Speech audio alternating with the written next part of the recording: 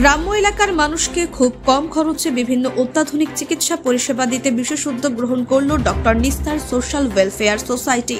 মালদার মানিকচকের এনায়েতপুর মোহনা এলাকায় KF health and diagnostic সেন্টারের উদ্বোধন হয়ে গেল বেশ ঘটা করে। এই প্যাথোলজি বিভাগে প্যাথোলজি ল্যাবরেটরি, এক্স-রে ও আল্ট্রাসোনোগ্রাফির মতো চিকিৎসার সুবিধা পাবেন জনসাধারণ। অতি স্বল্প খরচে এখানে বিভিন্ন রোগ নির্ণয় করতে পারবে ডক্টর নিস্তার সোশ্যাল ওয়েলফেয়ার সোসাইটির মাধ্যমে। উন্নত মানের আধুনিক মেশিন দিয়ে বিভিন্ন রোগের পরীক্ষা করা হবে। পাশাপাশি বিশেষত মহিলাদের জন্য ডক্টর নিস্তার সোশ্যাল ওয়েলফেয়ার সোসাইটির অন্যতম শাখা সহচরীর উদ্বোধন আনুষ্ঠানিকভাবে হয়ে গেল।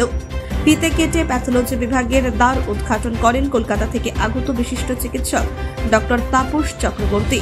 আজকের উদ্বোধনী লগ্নে উপস্থিত ছিলেন ডক্টর নিস্তার সোশ্যাল ওয়েলফেয়ার সোসাইটির কর্ণধার ডক্টর মোহাম্মদ আব্দুল নিস্তার। পাশাপাশি কলকাতা থেকে আগত বিভিন্ন বিভাগের বিশেষজ্ঞ চিকিৎসক ডক্টর শঙ্কর ব্যানার্জি, ডক্টর সমরেশ গুপ্তা সহ বিশিষ্ট চিকিৎসকগণ।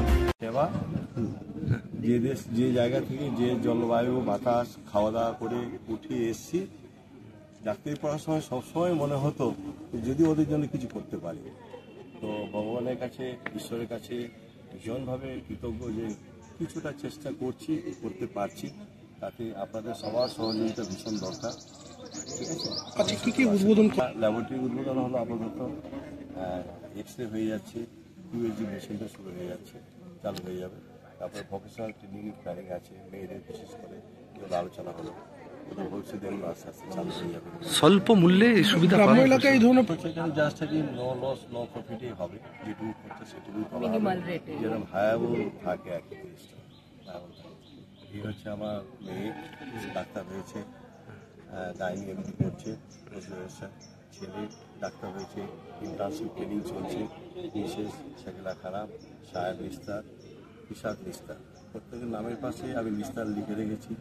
ছেলে মেয়েদের সবসময় বলে যাচ্ছি যে ওদের নামের পাশে নিস্তার লেখার পিছনে আমার একটা যুক্তি আছে, চিন্তাভাবনা আছে। আমি যে জায়গায় যে সমস্ত ঝান্ডা পুঁতি দিয়ে যাব সেগুলো যেন সোজা থাকে, খাড়া থাকে, তার চেষ্টা করে যেতে হবে। সেবা থাকছে এবং শহরের তুলনায় এখানে এই যে গ্রামের মধ্যে আমরা এই যে প্রয়াসটা করেছি ডক্টর আব্দুল নিস্তারের পরিকল্পনা অনুসারে, এখানে প্রথম হচ্ছে আধুনিক চিকিৎসাটাকে সবচেয়ে সস্তায় কতটা আনা যায় মানুষের কাছে। কিছু খরচা তো থাকবেই। এখানে আল্ট্রাসাউন্ড আছে, এক্স-রে আছে, ধীরে ধীরে ইকো আসবে, ছিলই। এইটা একটা উদ্দেশ্য। দ্বিতীয় হচ্ছে গ্রামের প্রত্যন্ত জায়গাগুলোতেও মেডিকেল চিকিৎসাটাকে নিয়ে যাওয়া, এটা আজকে খুব দরকার। কারণ সমস্ত স্তরের প্রয়াস সত্ত্বেও আজ পর্যন্ত গ্রামের 60% মানুষ কিন্তু আধুনিক চিকিৎসার পরিকাঠামোর সম্পূর্ণ বাইরে আছে। এটা গোটা ভারতবর্ষেরই পিকচার, এখানে এনায়েতপুরের একটি পিকচার। এটা একটা মহৎ প্রয়াস এবং এটা একটা এক্সাম্পল হতে পারে। এখানে আমরা একটা এক্সাম্পল ক্রিয়েট করতে চাই, এইটাকে সামনে রেখে এগোনো।